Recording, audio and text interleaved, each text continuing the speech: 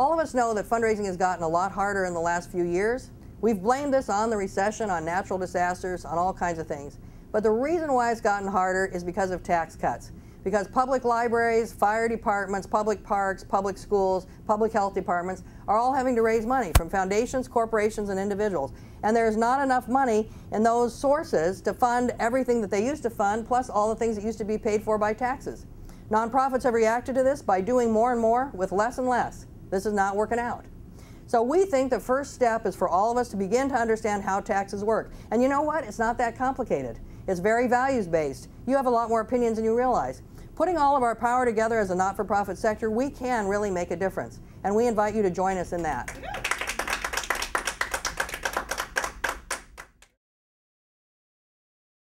So just take a moment and think about, what do you use every day, or what do you enjoy, on a weekly basis that is primarily paid for by taxes? Parks. Public schools, because without quality public schools, I can't hire even entry-level people. Streetlights. I like elevators. I use them every day, and I don't worry about them crashing because they've been inspected. Public transportation. I use it every day.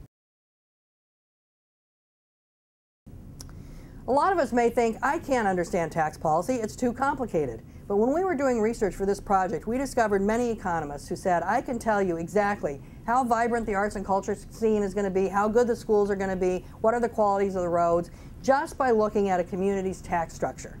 Because taxes are a mirror of values. And all we have to know is what are our values. We want good public schools, then we demand them. We say to policy people, look, you make it happen. And so that's what we're looking at here. Here in California, our tax policies are leaving the common good behind.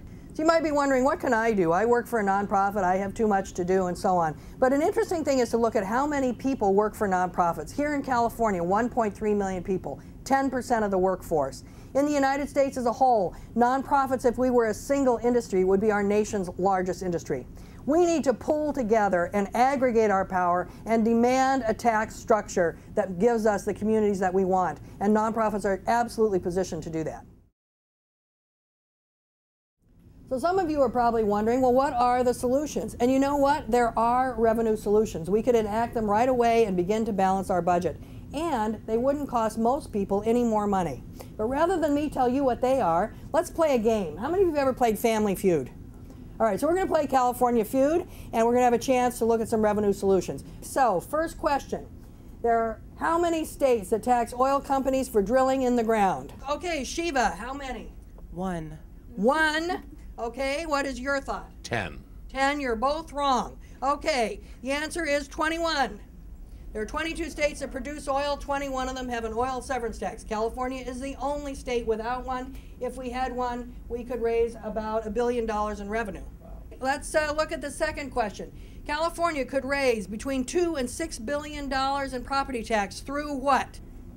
Stu? We think updating Prop 13. Updating Prop 13 is exactly right. Yes. And by updating, we mean keeping it in place for residences and applying it only to commercial properties. So the commercial properties begin to pay their share. The third question, people who make over $250,000 per year are taxed what percent in California? Okay, come on up. Stu, what do you think? We think about 9%. Okay, very close. I'm going to give you 3/4 of a point. What do you think? 25%. No, totally wrong. Okay. 9.3%. A few years ago, these people paid 10%. Okay? And we want to try to bring that back. So we looked at a lot of solutions in our game, the California Feud. And you know what? There are a lot more solutions out there. We have to discuss which ones are good, which ones are less good. And maybe we'll invent some others. We have to make the common good a common conversation. The one thing we know for sure is that there are enough resources in the state of California. So it's just a question of creating policies that manifest that in a good way. What we're asking you to do is go out and talk with people about taxes. If you want to have more information about how to have one-on-one conversations, go to our website. Invite us into your workplace, your faith community, your network. We can do this all over the state of California. And follow us on Twitter and join us, like us on Facebook. It's very, very important that this conversation go out far and wide. And we know the value of that. We really can make California a place we are proud to live in.